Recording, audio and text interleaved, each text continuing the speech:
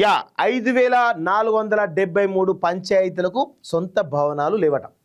12700 గ్రామ పంచాయతీలు ఉన్నాయి కదా. ఈ ఈ స్వాతంత్రం వచ్చి దాదాపు 70-80 ఏళ్ళు దగ్గరికి వస్తూ ఉంది.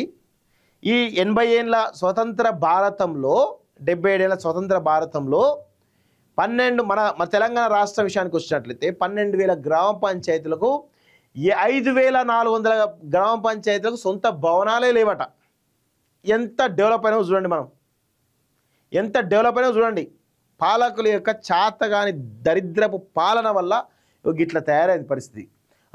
శిథిల భవనాలు, అద్దె గదులు చూడండి. ఇది ఒక రేకుల షెడ్, చిన్న రేకుల షెడ్, చిన్న అది పాన్ డబ్బా అంటారు కదా, పాన్ షాప్ డబ్బా, ఆ డబ్బాలో గ్రామ పంచాయతీ కార్యాలయం కనబడుతుంది చూడండి.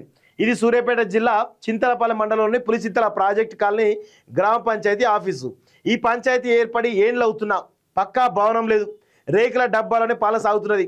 ఇదే జిల్లాలోని మునగాల మండలం, సీతానగరం, ఈదులవాగు తండాలోనూ సొంత భవనాలు లేవు. ఇగో రేకుల షెడ్లో పంచాయతీ భవనాడ. సిగ్గుండాలే కొంచెం పాలకులకి, సిగ్గు చర్యలు తెచ్చుకోండి ఫస్ట్ అయితే మీరు. శిథిలాల భవనాలు, అద్దె గదులు, కమ్యూనిటీ హాలు, సర్కారు పాఠశాల వరండాల్లోనే విధులు.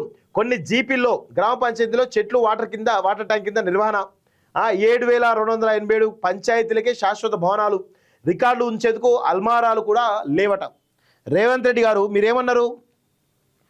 12,700 గ్రామ పంచాయతీల్లో 8,000 గ్రామ పంచాయతీలు మేము గెలిచామని చెప్పినాం కదా.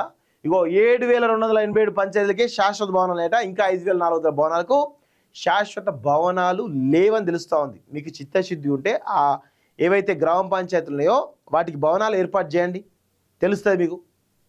అది చేయండి ఫస్ట్. అట్లాంటివి చేస్తే పరిపాలన సౌలభ్యం గ్రామంలో చాలా బాగా ఉంటుంది. గ్రామ పంచాయతీ కార్యాలయం ఉంటాయి, అది ఏవి ఉండదు మనకి, అవేం సోయి ఉండదు మనకి. ఘోరం ఏదైతే